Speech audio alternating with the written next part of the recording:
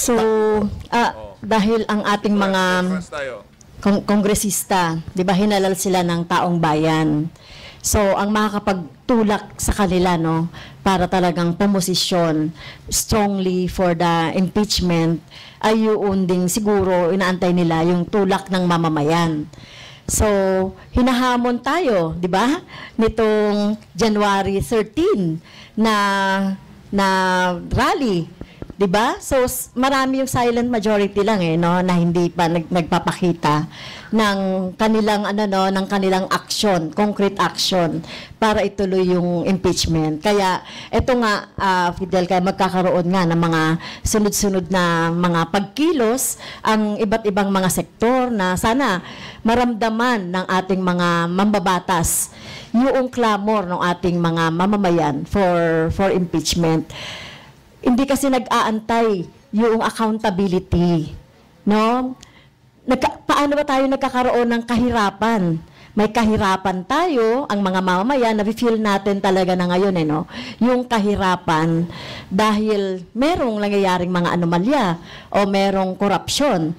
And at the same time, baka may nangyayari din na kapabayaan.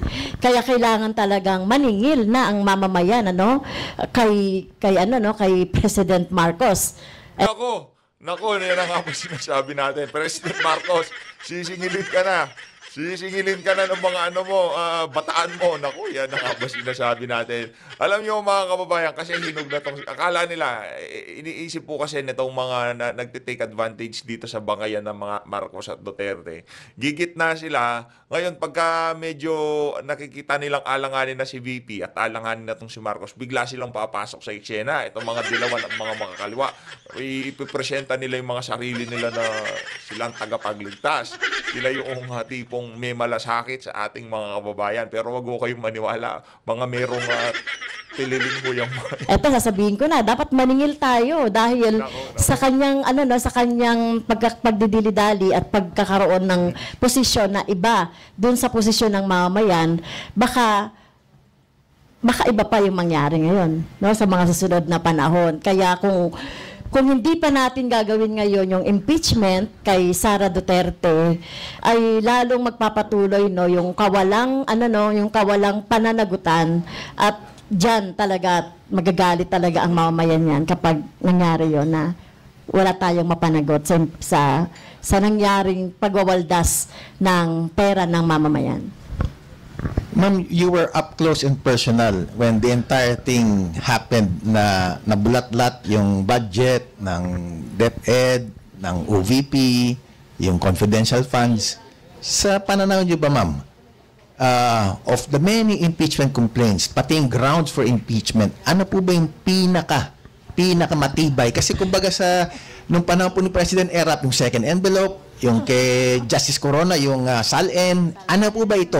Ano ba suma total ang susi? Yes, oo. Ito, kung titignan natin yung impeachment, ano ba yung talagang dyan, may iba't ibang dahilan ng impeachment. Ito talaga, yung confidential funds. Ito na talaga yung ito na talaga yung betrayal of public trust na final nung second. Siyempre, meron din naman yung first, meron din naman yung third. So, ito na sana yung pinakasimple. Kasi dun sa 6 na pwedeng impeachment articles, 6 yan, high crimes, betrayal, yung treason, etc. Yung betrayal of public trust encompasses all na no? Yung una ay yung yung gross discretionary power na etong confidential funds kasi ang talagang namamahala ng paggastos ito ay yung head of the agency. So siya dapat yung panagutin dito, at nakita yan sa mga hearing natin sa Committee on Good Government with the documents and with the testimony na naka-oath yung ating mga mga witnesses, no? Tapos yung pangalawa, yung tungkol doon sa pagbabaliwala niya doon sa proseso, no? Yung proseso ng ginagawa ng Congress tungkol sa oversight. 'Di ba? Tinanong natin sa budget, ayaw niyang sagutin.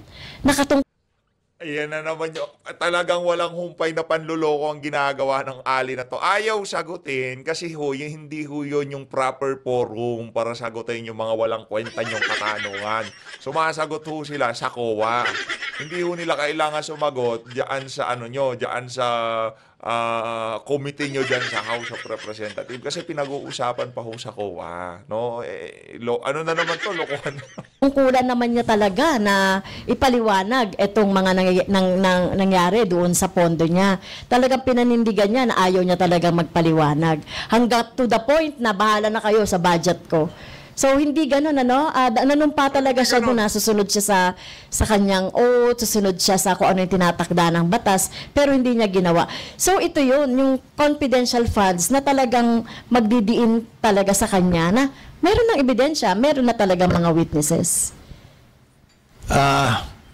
Attorney Conti, I just need may I solicit your assessment on some positions from economists and constitutionalists that yung budget natin as passed and even as vetoed, partially by line item veto by our president, which is allowed under the law, ang sinasabi nila is the most corrupt. Sinasabi nila the worst. Ano po ba ang base ninyo? Why do people like known economists, former budget and finance ministers or undersecretaries think na napakapangit ng budget na ito? Well, na-explain naman nila. I'm no budget expert, but I did help with the case of Araulio versus Aquino. Ito yung PDAF. PDAF case. Paki-explain. I think that's a very crucial, yes. So, dati, yung mga congressman may tinatawag na pork barrel or PDAF. At ito ay pera na kung saan meron silang kapangyarihan, meron silang authority na i-disburse. Congressman na dapat gumagawa ng batas, biglang may budget. Nung kinwestiyon namin sa Supreme Court, sabi ng Supreme Court, oo nga. Tapos nagiging issue din kasi yung isi-savings, tapos i-reallocate. Kaya parang, kumbaga, naging issue ang nilalaro ang budget, tapos yung hindi dapat mag-disburse o maglabas ng budget, biglang napupunta sa kanila. Doon pumapasok yung tanong ng discretion of, unauthorized dapat ng mga entities. Mukhang bumabalik yun dito in another name. Yes. Ganon. Ang alam ko nga, Attorney Conti, before it was PDAF, it was Countryside Development Fund. Panahon ni FVR noon, ang alam ko, tapos naging PDAF. So ngayon, anong tawag ngayon? Well, yung apat na mahiwagang for peace, AKAP, AYIX, and TUPAD. So, ang ini-issue ngayon yung AKAP. Kasi yung AKAP, ito yung medyo similar talaga na yung kahalintulad talaga na PDAF talaga or pork barrel. Congressman ang magkakaroon ng authority na mag-refer or mag-approve para doon. Eh, tanungin nyo yung si Franz Castro. Bakit nung ipinapasaya ang AKAP na yan, yung mga ayuda na yan, di siya nagsalita? Bakit yung tinatanong yan si Attorney Conti o kung sino man yung abogadong nakakulay dilaw na yan? Tanungin nyo yung katabi nyo. Sir, tanungin nyo si Franz Castro dyan. Sa taong bayan. Sabi nga nila, bakit kayo nagiging DSWD? Tingin kasi nila, ito na daw tayo na ay ayuda country. At dito sa ayuda, dahil palapit na yung eleksyon, dito sa ayuda, dito ka makakapanalo ng eleksyon.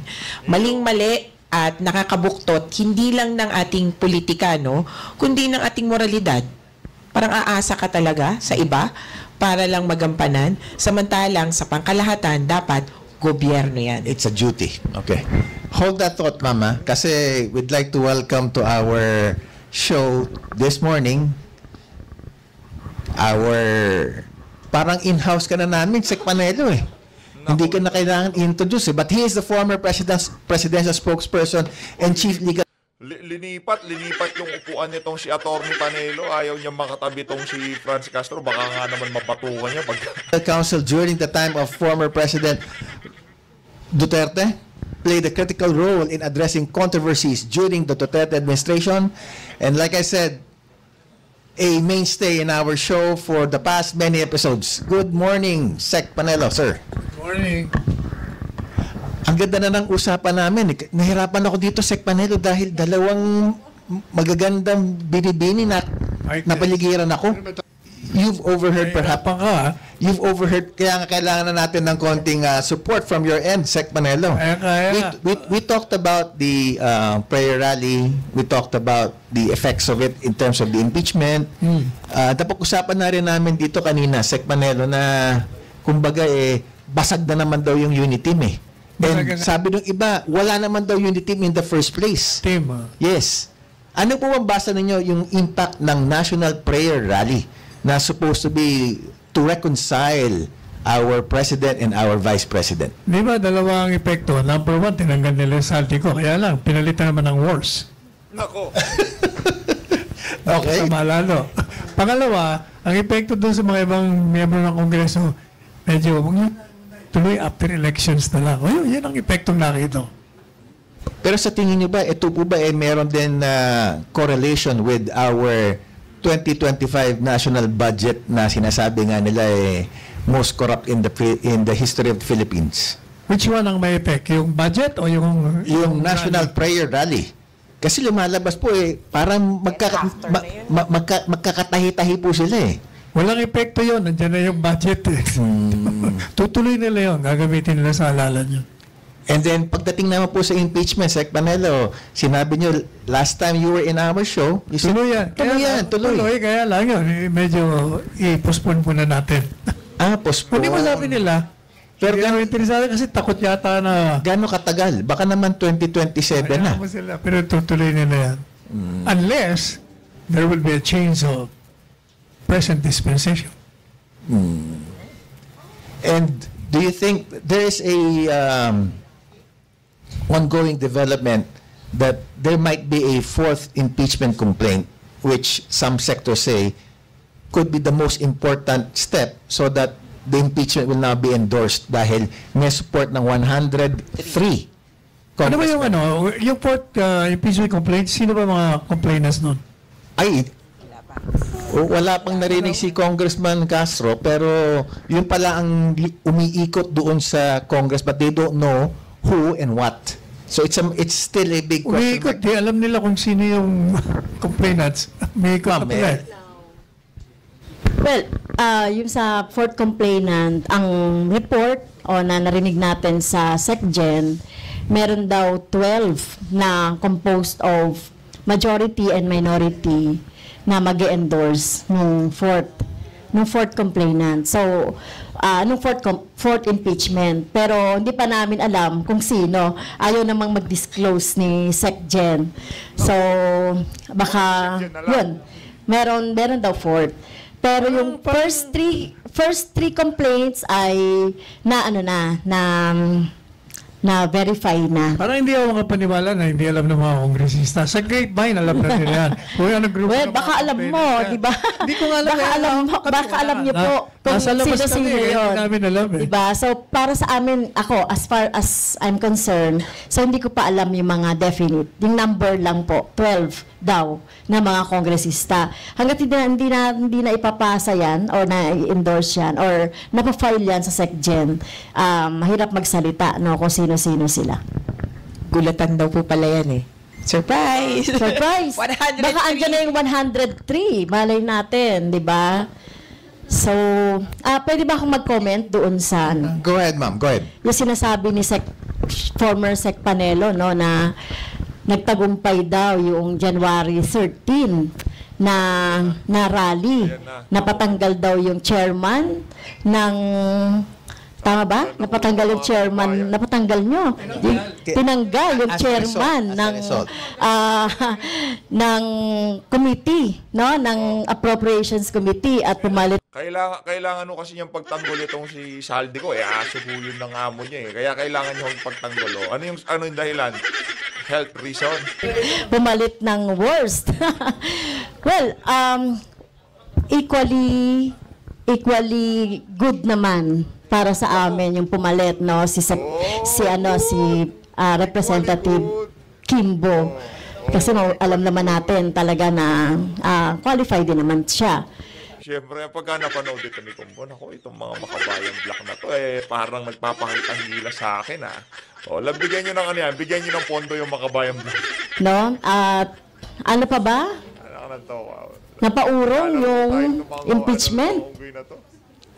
Yung mga ibang kongresista nagsasabi na... Well, hindi pa natin alam yan. Ng mga ibang kongresista, pero hindi pa nagsasalita yung majority. So, hindi pa natin masasabi na talagang napaurong yung impeachment dahil... Sa aminin nyo sa hindi, napaurong ang impeachment. Kasi kung talagang merong bilang yan, last year pa lang, tapos na yan. Kayo talaga, naglolokohan tayo dito Last year pa lang tapos na yan Nasa Senado na yan. Kaso wala nga bilang, walang gustong pumirma. No, walang gustong sumama diyan sa mga kabalbalan nyo na yan, no. Malamang meron din mga grupo diyan sa House of Representatives na talagang gumagalaw para kontrahin yung impeachment na yan. Sa totoo lang kasi kung nagkakaisa sila dito sa isa na to, kagaya ng pagkakaisa nila diyan sa TWADCOM na yan, sa bagay doon sa TWADCOM marami din mga congressman na ayaw doon sa galaw na yun ng House of Representatives, pero talagang ipinilit lang, no, para mabigay yung kapritsyo nitong si Tambalus. Tao naman yung magtutulak niyan, no? Yung January 13, minority lang yan. Andito yung mas marami na talagang for impeachment. So, yun lang talaga. Saka ang third effect na nakita ko nga pala, yung nag-jolt ang present dispensation. Pati ako nagulat 1.8 million, yun ang pinakamalaking nakita kong gathering sa Luneta. Sa Quirino Grandstand. Oo, grabe. Again, kasi naglakad ako ng 2 kilometro at kalahati para makarating sa venue.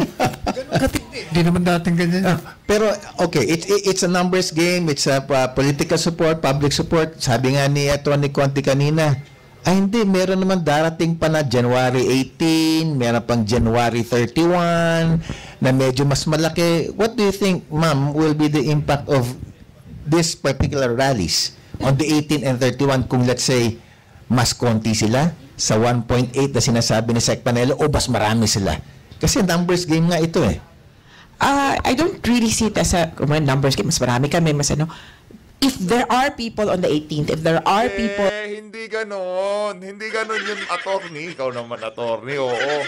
Ano man dahilan, ba't kayo nagrarally? Siyempre para makapagpakita ng puwersa. Para mapakita nyo, ito, tignan nyo naman. Napakaraming pabor na ma-impeach itong si VP Sara. Diba, yun naman talaga ang endgame nyo. Ang endgame ng INC, maipakita na marami ng mga kababayan natin gusto ang katahimikan, peace. Pero kayo, ang rally na yan, talagang ang bottom line yan, gusto nyong ma-impeach si VP Sara. Ngayon, labas nyo yung pwersa nyo. Pinapanood namin kayo, aabangan namin kayo, iko-content namin kayo. On the 31st, solved na yun. And parang jolt, kumbaga parang energy drink, di ba? Pag uminom ka ng isa at... Ano energy drink? Wala, hindi na uso energy drink. Uso ngayon, pulburon. Anong energy drink? Unang beses mo yan sa buong araw, o kaya kape. Yun yung jolt talaga. Pero yung as you go on, it still helps you sustain. Gising ka pa rin. Kaya kahit kape espresso, ininom mo ng 3:00 ng hapon, gising ka. Ang importante yung epekto. And that will jolt. That will tell all the people na, may gustong may mangyari. Kaya yung January 13, pagpapakita na, sabihin na natin, ano ba, pro-BBM?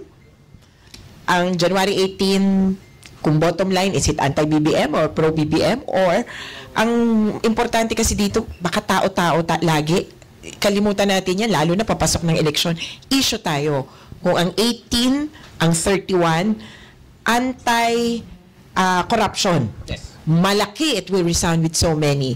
Pag sinabing anti-kahirapan, lalo na. Pag sinabing pero magiging double negative to or pro-kawalang anti-kawalang pananagutan or anti-impunity in English na kailangan panagutin ng lahat. Baka mas marami pa. At palagay ko, the numbers on the streets, well-placed ang January 13. Walang pasok, may mga imbitasyon, etc. I don't know if similarly situated ang 18th at saka 31. Baka hindi magkaroon ng ganong leeway. Tanong ko lang, no? Kasi Attorney Conti, hindi ko alam kung 18. Yung 31, I know it is supported by the Catholic Church and by significant number of retired and military personnel. Retired military and police personnel. Governance. Yes, in governance. Yung sa 18, ano po bang, sino yung organizer? Announcement ito ng church. Sabihin nyo si Trililing, ano. Oo, may nag-announce na parish priests, sina Father Bong, parang meron din daw sila ng 18. Warm up, kumbaga, sa Ano 30. naman gagawin yun, yung 18? Hindi ko alam, EDSA rin ba? People It Power will also be Sa EDSA Shrine? sa EDSA Shrine naman. So, painit ng painit, kumbaga may rehearsal. Ng painit. Lahat ng mga yan, hindi naman ho pro Marcos yung mga yan. Basta yung mga meron ng sariling interes.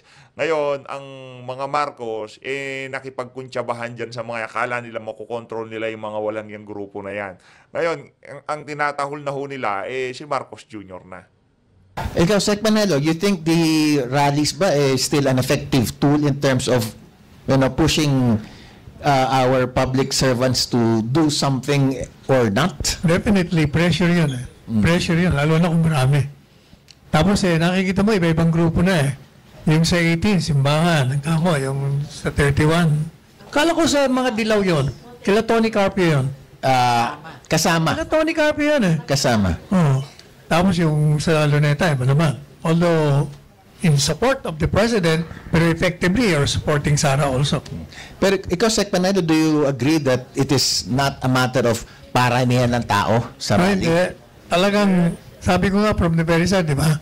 Yung military, hindi gagalaw yan. Kung ang tao, wala dyan. Ang history natin shows that military will only come out or withdraw its support pag nakita nila ang tao na dyan. Hindi mo mapapalabas siya. Kayo, Congressman Castro, do you think that rallies are yung still rally effective? sa 31, malaki ito dahil combination ito nung lahat ng mga impeachment complaints, yung tatlo na impeachment complaints, kasama na dyan yung lahat pa ng supporter ng impeachment. At least malinaw ito. Hindi ito nagkukunwari na parang peace, di ba?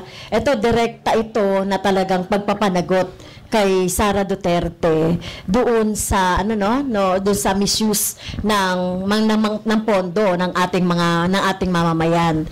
Kaya ang mga taong darating dito sa 31 ay talagang resolve silang kumilos, gumawa ng mga iba pang mga activity para talagang ma-push ang ating Kongreso na ituloy yung impeachment. Bakit nga pala bakit nga pala hindi sa Luneta? Bakit dyan lang sa EDSA? Malitang EDSA Shrine eh. Naku po. O sinadya nila yun? Dahil kukunti lang darating. So,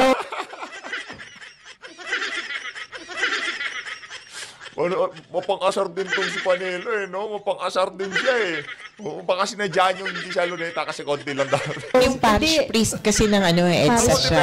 Defensive si attorney, defensive. Relax ka lang. Parang laging nagvo-volunteer. Kasi maganda sana kung Luneta, makikita mo. Kasi ito, di ba, anti. sa 31 kasi parang alam ko meron din sa LB, Liwasang Bonifacio. Kasi as you said, yung Baka sa magtuloy 31, sa Luneta yun. yung sa 31 sabi mo, di ba, pro-impeachment. Yung Pro-impeachment. Luneta, So, meron sa BPM. anti-impeachment yun in support of Marcos' call. Kaya makikita, kung dun sana ginawa, makikita natin kung gaano kalakas ang bawat isa. Well, hindi naman paramihan yun, pero kung titignan nyo naman yung dumalo doon sa dumalo doon sa 13 for peace kasi, for peace. Hindi naman sinasabing ibang mga issues na. Matanong ko lang si Ewan ko sa'yo, Franz Castro, hindi raw paramihan. Bakit nyo binibilang yung mga nasa INC rally? Kung hindi pala paramihan ng bilang yan, ito talagang si Franz o parang. ma'am, but what's your take on those public officers or politicians who participate or who appear in the rallies? Is that a good thing, a bad thing? Ano po bang tingin niyo ron? Ito yung nagpatunay na hindi talaga sinasabi kasi ng leadership nung January 13 na ito ay not political, pero nagpapatunay ito ng kasinungalingan na politically motivated ito kasi nagsalita pa nga doon, di ba, si Congressman Marcoleta at talagang nilambas niya yung Quadcom, yung ginagawa namin sa Quadcom. Kaya talagang at nandoon din yung mga candidates ng Duterte, 'di ba? Na nandoon pa sa harap. Kasi nga nananawagan sila ng pagkakaisa. Ito talagang si Madam Franz. Oo. Nakikiisa sila doon sa panawagan ng pagkakaisa. Kaya talagang political ito. Kayo, Attorney Conti, if you were to run for politics or if you are a current politician or public officer, would you go and participate in one of those rallies, whether 13 or 31? Sa 31, nandun ako. Ako po, actually, nominee ako ng Bayan Muna, number 5. Kasama ko po dyan si Attorney Nery Colmenares, si Attorney Ferdy, Attorney Caloy Zarate, and then Ferdy Gaite. Number 1, 2, 3, bangko ako. Pero, these rallies are political at walang pumipigil para suportahan yung tao. Ngayon, medyo na-concern lang ako, no, na kanina binabanggit kasi yung in terms of numbers. Yes, the military will come out if there's numbers, but are we looking at a people power 2, 3, 4, ganyan ba? Ako hindi pa nga sa ganun eh. Pagpapakita pa lang ng suporta. Kaya kung babalik sa impeachment, what we need are 103 congressmen.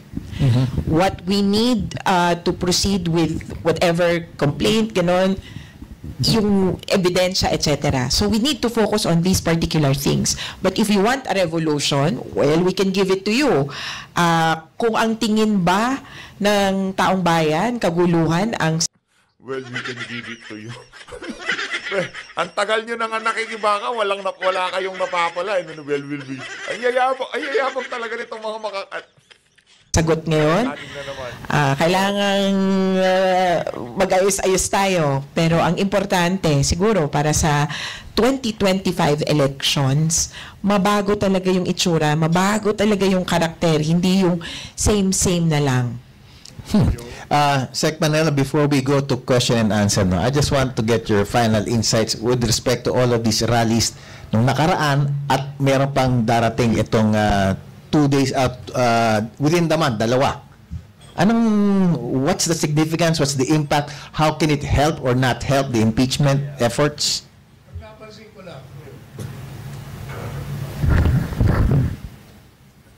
Ang napansin ko, yung mga grupo, parang more on anti-Congress eh.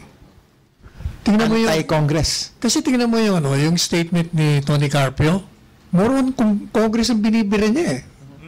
Ito namang sa Luneta, parang antay din. Kasi nga, huwag na kayo mag-impeach. Di ba? Parang antay eh. Ewan ko itong grupo ng mga pare. Most likely, antay rin yan eh. Anti-government, pero parang nakakonsentrate sa Kongreso. Bakit kaya? Okay. Di ba? Yan ang napansin ko. Parang more on, parang hindi BBM eh. Parang more on Congress, parang sinisisi na nagsimula ang gulo dyan sa Kongreso eh. Kung tutusin, kasi yung bola nasa kanila. Oo. Talagang yung mga tao, especially yung sinasabi nating mga supporters, tsaka yung mga complainants sa impeachment, syempre ang ipupush talaga nila yung Congress.